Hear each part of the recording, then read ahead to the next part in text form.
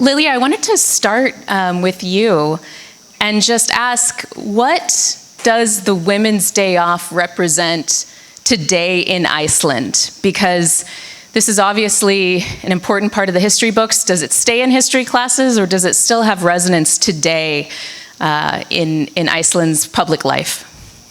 So, thank you. Okay. Hello, can you hear me? Yeah. Okay, so first of all, I wanted to thank you very much for inviting me here to have this conversation. Today, we still take the day off.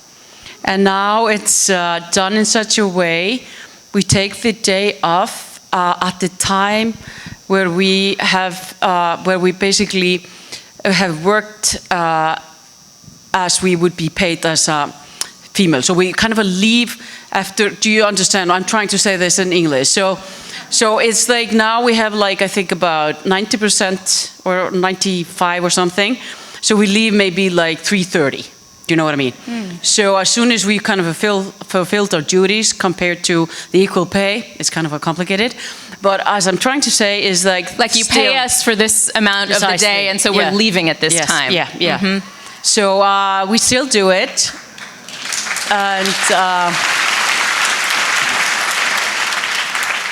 and I think, you know, in a couple of these I have of course participated, and with my daughter.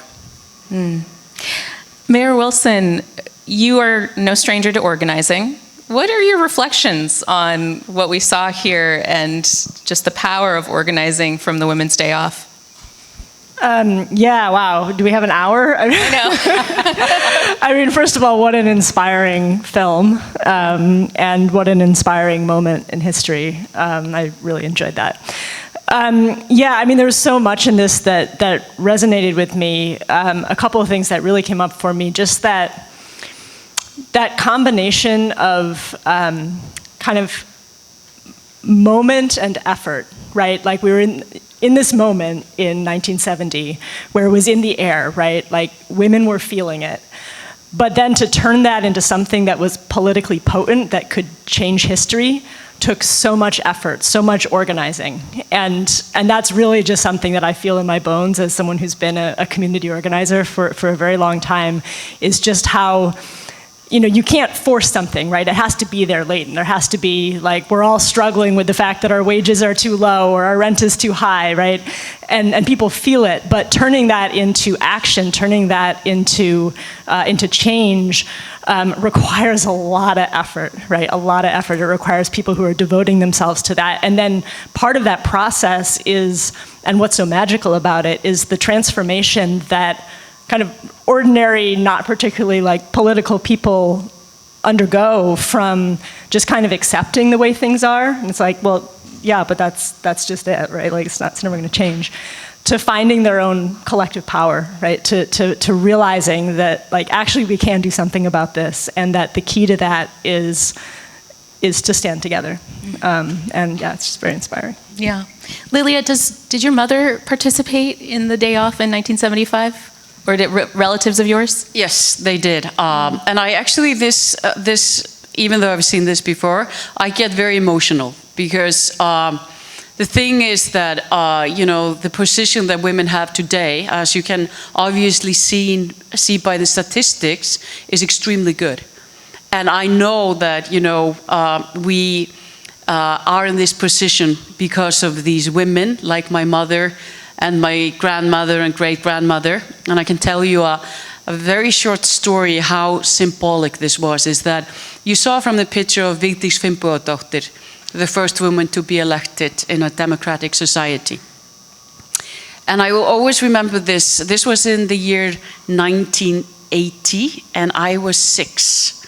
I had a great-grandmother born in 1910, and she was amazing, role model like my mother.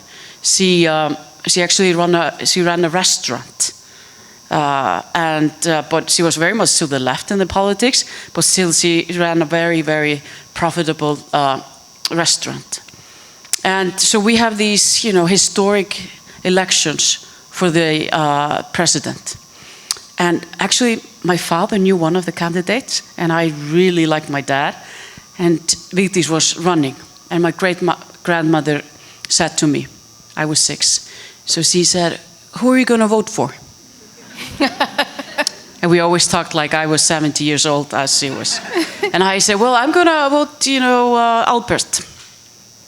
And she was like, "What?" And I still remember where I was sitting in her house and how the weather was. And she was very fond of me. And she said,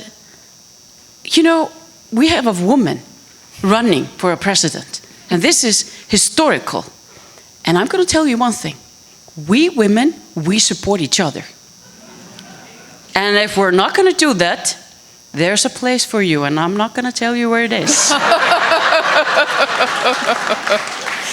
And I was like, okay, I'm definitely voting for Vigdís. Yeah. And I got so lucky later on to tell Vigdís this story. And she was like, "Oh, that's so great." So it's like this whole thing that they organized this and the whole kind of atmosphere. We feel very grateful to, and I got kind of emotional. I had to kind of put my emotion in place, for the first question. So. Yeah. No, and just learning more, being able to watch the film, I felt the emotion of that and the pride, and just hearing the song that, that time is obviously, as you say, still resonant. I'm curious about the solidarity aspect of this, because part of the story of the day off or the strike is how united women were from different backgrounds. So you had farmers, you had teachers, you had journalists, you had, people who work in the canneries, all together. So different classes, rural, urban, etc. What makes that kind of broad coalition possible? And how do you keep a broad coalition like that together? And maybe the mayor could go first on that one. Yeah, I mean, I think it can be a challenge, right? And I think it requires being really clear about what you're trying to achieve, what you all have in common, and then being able to be kind of flexible about the rest of it, right? Because if you're trying to unite people who are coming from different places politically, from different cultural backgrounds, different ideologies, right? People really need to come together around that thing that they can only achieve by working together, and that's where the solidarity comes in, where you feel that thing that unites you, and you feel that interdependence. You feel that I cannot achieve this thing that is going to make my life better and my children's lives better without these other people. And then you have to not get hung up on the things that might divide you. Mm-hmm. What do you think about that, Lilja? Well, I think that it's, they had a clear goal, or they were on a mission for the greater good of society. And you can hear it in the film that they would say, okay, do it for your daughter. We need to change this society. And I think also, when I'm thinking back, it's like, for instance, my great-grandmother. I mean, she always worked. My mom always worked. And they were, and I remember you were talking about Christmas. Oh my God. She would clean every cabin. She would, of course, do our dresses and knit our, sweaters. And then she was working like 120%. And I said, I'm never going to do this. And then I got into politics.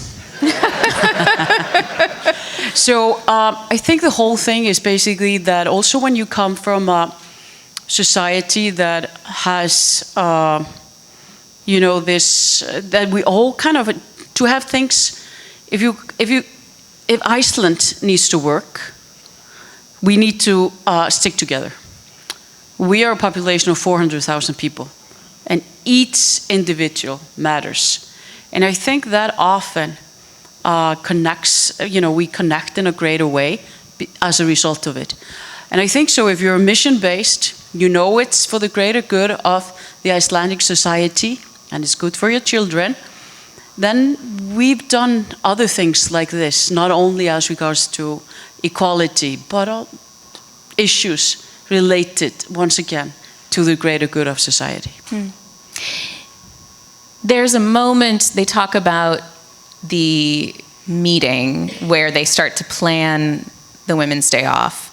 And the conservative women are in the back of the room and they're like, we can't strike, this is communist. And, we don't like that. And the lady comes forward and says, well, let's just call it a day off.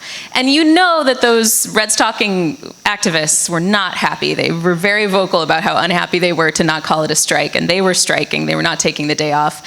But that compromise happened, and it, again, that idea of like keeping the coalition together. I wonder how you think about compromise, Mayor, and like when do you stick to your guns and when do you say, okay, in order to bring more people into the tent, this is when we might, bend on something? Yeah, well, I think about compromise a lot these days. Yeah, I bet. I bet even more these days, yeah. No, and also before I was the mayor as an organizer, right, it is, right, you're trying to assemble that coalition that you want to win, right, you want to win.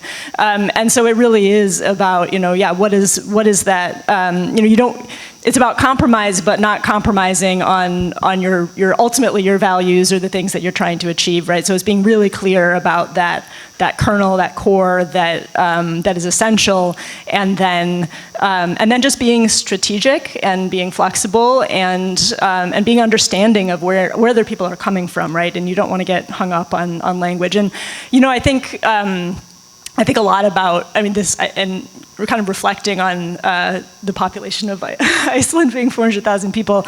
A lot of ways, like thinking about this, it made me think of the history of our labor movement in the United States and kind of the process of organizing like a workplace.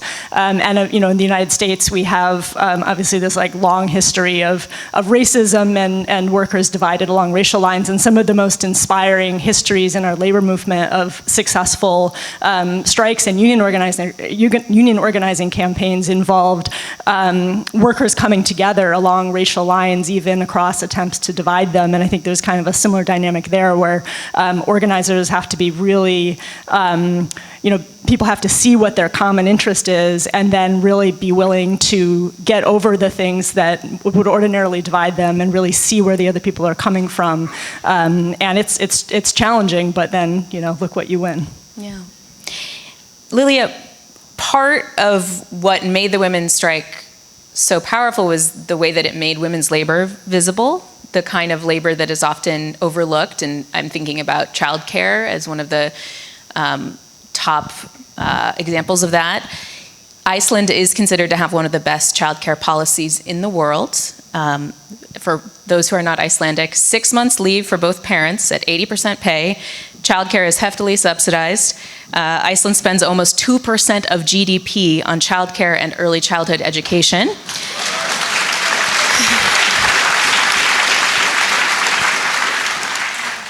What is the next frontier for Iceland when it comes to childcare, supporting families, those types of policies? Maybe I want to kind of talk a little bit about daycare, because I think one of the greatest achievements coming from this day was that Iceland started to invest heavily in building daycare centers and preschools. And we've actually, this is so important because we have the highest labor participation of women in the workforce because of that. And I used to work in Washington, D.C. for 3 years when my kids were young. And I could not believe how expensive daycare was. So I would call my boss in Iceland, then the governor of the central bank, because he had, I was working for the IMF, and Iceland had some, challenging times economically at that time.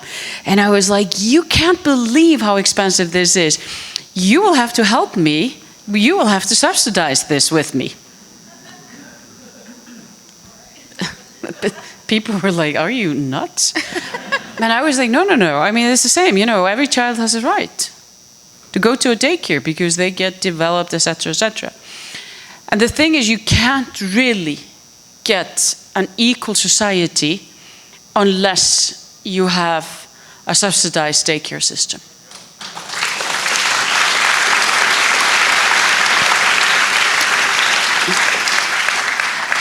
And this is also what happens, what people don't realize, is that this is actually going to create greater economic growth.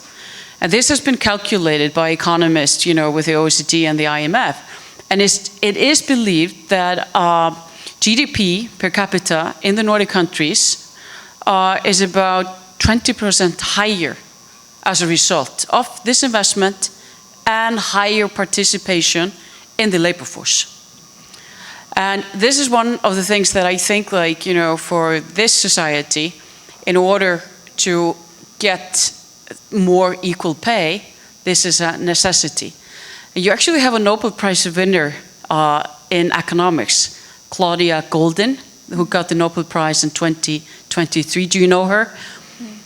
She just wrote this piece basically saying that, the key reason for not having an equal pay in the US is because when women have children, first, the sexes start with the same pay, and then there is one child, the woman goes down, the second and the third. Once again, this is related to daycares. Thank you. Very long, but...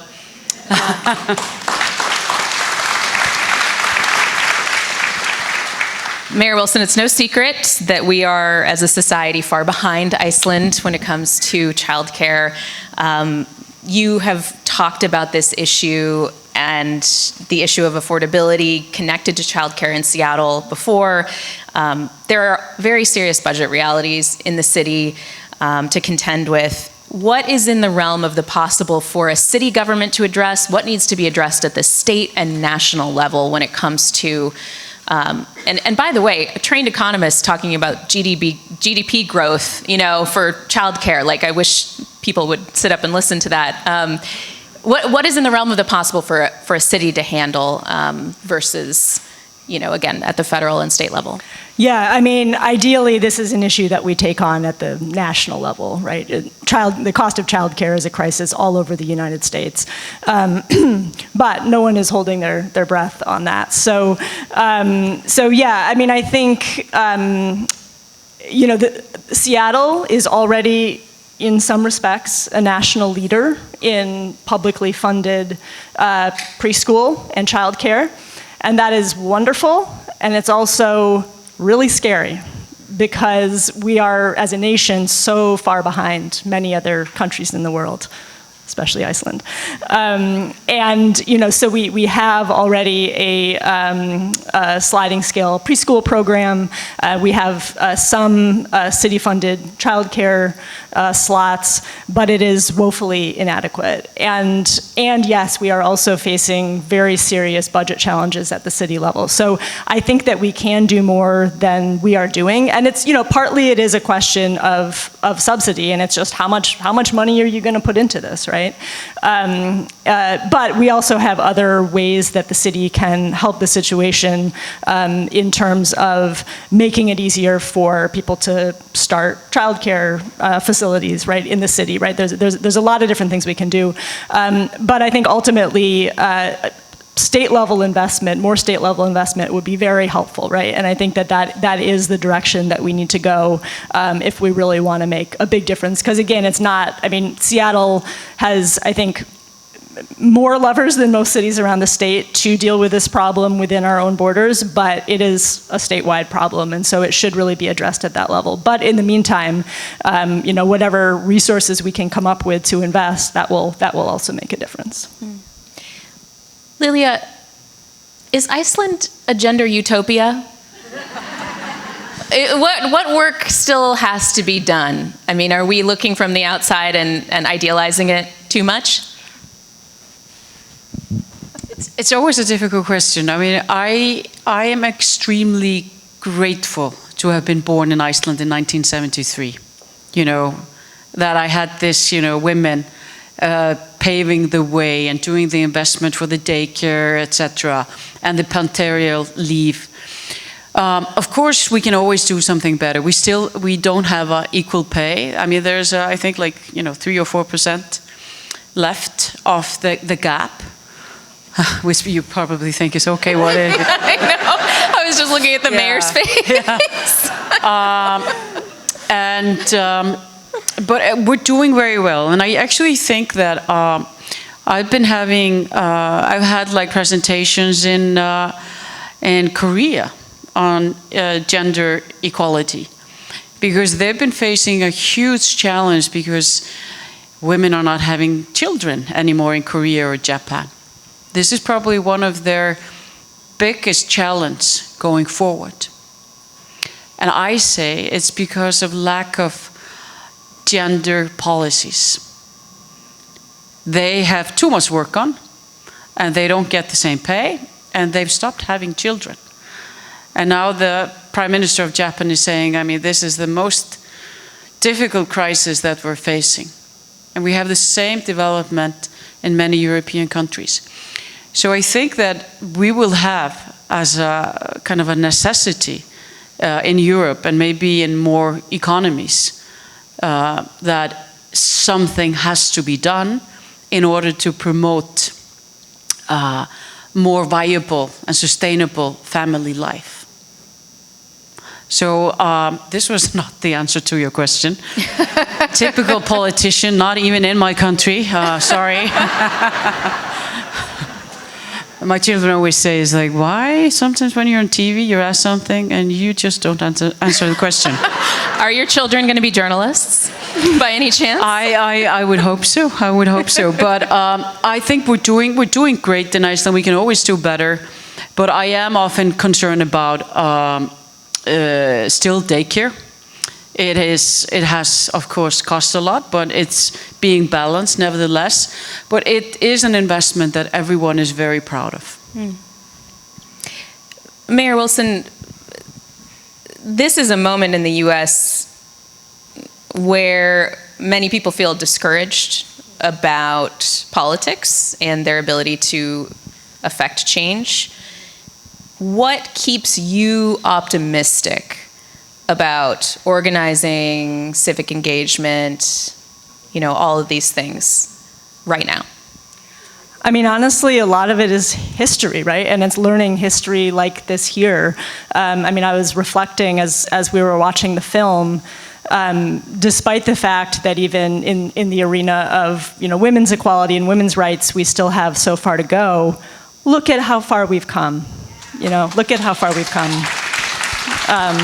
And I think I was thinking, sometimes we're not grateful enough for our own parents, but I was just thinking about, my mother and my grandmother as role models of mine in ways that I didn't appreciate when I was a kid, right? And, my mother is a strong woman who I think when she was growing up really felt resentful of all of the ways that she was told that women couldn't do the same things as men, and her life was in some ways defined by her kind of trying to break out of those strictures, and then I think she really intentionally raised me with confidence and with that belief that you can do whatever you want, and so it just really brings home to you how much things have changed over the last decades. And so for me, really studying that history and realizing that even though we are in this time when it can feel like we are going backwards in so many ways, and it's scary to watch our democracy being dismantled and all of this, at the same time, like I really do believe that in the end we make progress, and I really do believe that happens by people coming together and finding their collective power. And I think that I have tremendous faith that we will come through this period and that we'll move forward into ultimately a bright future. But yeah, I think it really is. I think when you also, as an organizer, as someone who's been part of many campaigns where I've watched people undergo that same kind of transformation that many of these women underwent, where they went from feeling really defeatist and like this is just the way things are, into realizing that yes, they could change the world, right? When you experience that internal transformation yourself, and then when you watch other people go through it, it really gives you this faith in humanity and in what we can accomplish that allows you to get through the tough times. Maybe if I can add, I wasn't, sorry. Yeah. What I wanted to add about what's going on in Iceland as regards to these gender issues It's more like, one of the challenges we have is like girls and social media, is that they're always comparing themselves with something that is, maybe, disillusional. And we see like a mental health of young girls getting worse than was maybe like, 20, 25 years ago. They're always live because of social media. That's one of the things that we're dealing with. We're also dealing with a little bit of a setback, meaning that people are taking this for granted and saying, well, the daycare system, maybe it's too expensive. Maybe we should have, if people want to stay at home and they have, why don't we allow them? And there's a little bit of attitude that people don't realize that this was a revolution. This was a very thoughtful campaign as regards to have gender equality. So there's a little bit of a setback. I feel as though getting a little bit better. But I think nevertheless that you always have to think about these issues. Not think, but just make certain that we're not going to have a setback. And the social media, to a certain extent, with some, role models that are saying certain things that are definitely talking against the what has been happening. And I think that we all know what we're talking about. Yeah. Yeah. Mayor, Lilja brings up kind of a point I wanted to raise in a question, which is change kind of moves in these punctuated waves. You have progress followed by backlash, and on and on and on. How do movements maintain progress over the long haul when there is like that sort of pendulum situation? Yeah, I think it's a complicated question, but I think for a short answer, I think it really comes down to there's kind of like the movement, people pouring into the street, that kind of energy, but then that gain has to really be kind of institutionalized in a way, right? And I, like, to go back to the labor movement, thinking of the ways that the labor unions that were built up in the 1930s, right? Then those institutions really anchored a lot of what we look back at now as rightly or wrongly, as kind of a golden age of middle-class security in the United States, right? And so it's really having those institutions that can that kind of be the bearers of that progress that can make that change lasting, right? And that can also be government institutions, right? In the ways that the progress that's made is then instituted into our laws, into our institutions, into a child care system, right? And that, I think that is the way that we can make that progress enduring. And of course, that doesn't mean that it can't go backward, right? But at least there's a structure there that can then be defended moving forward. Final question for you both.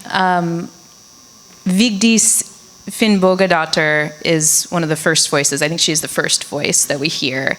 And you mentioned you've got a chance to talk to her about her impact personally.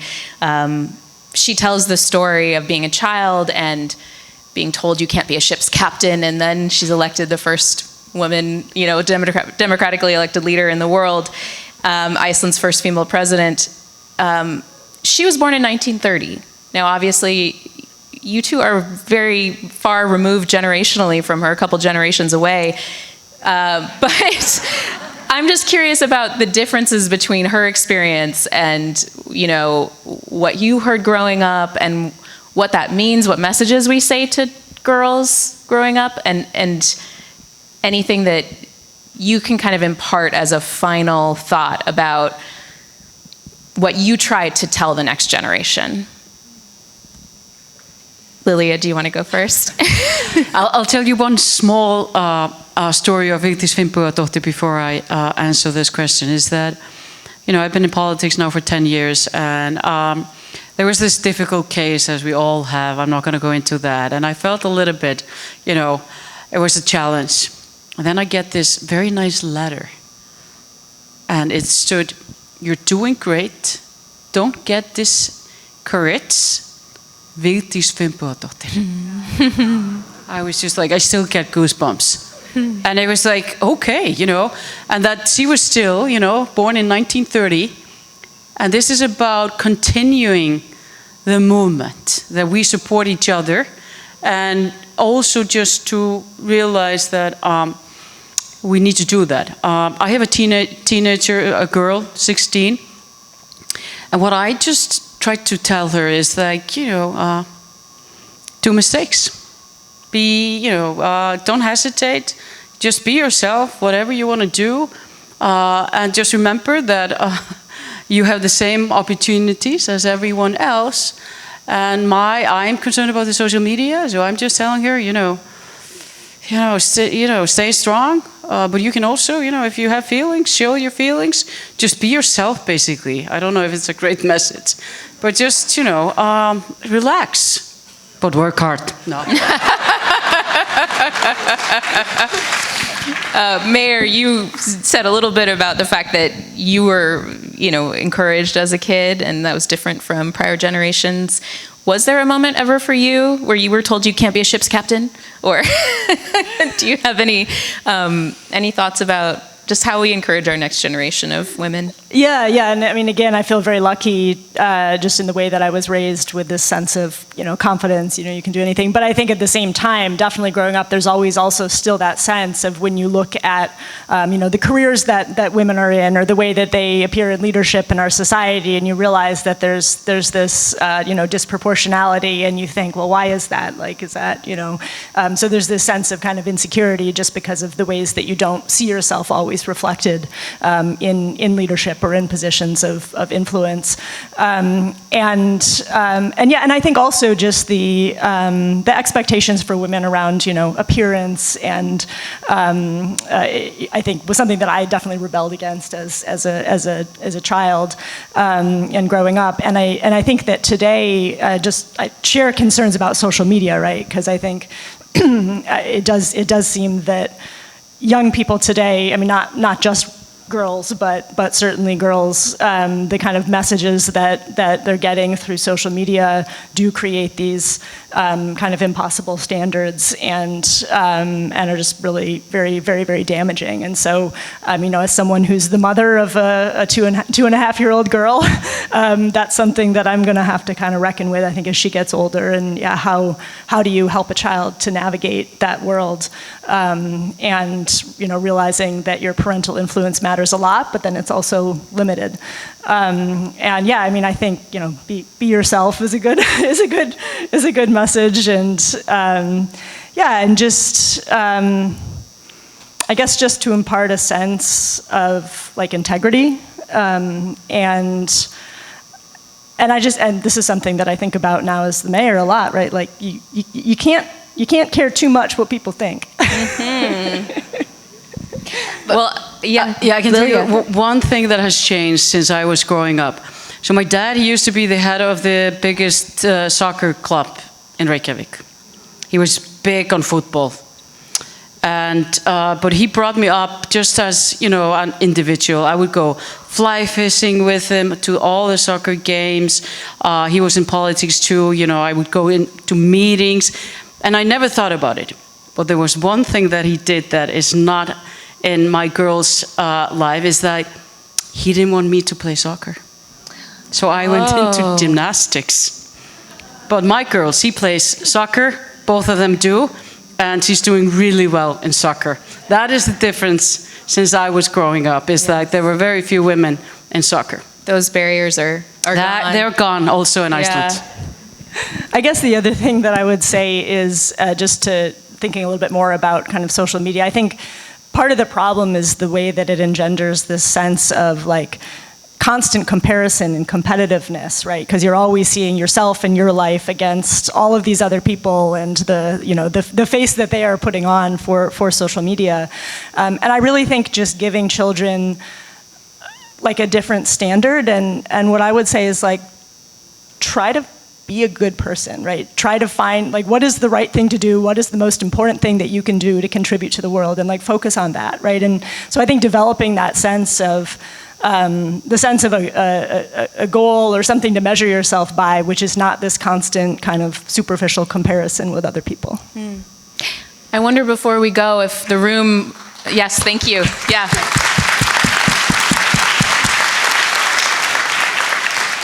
I was wondering if you all would humor me, and in honor of the Red Stocking movement, if we could just repeat their motto from their song, and that is, and if you don't mind repeating after me, everybody, I dare, I can, I will. Thank you so much. Mayor Katie Wilson and Lilja Alfreðsdóttir.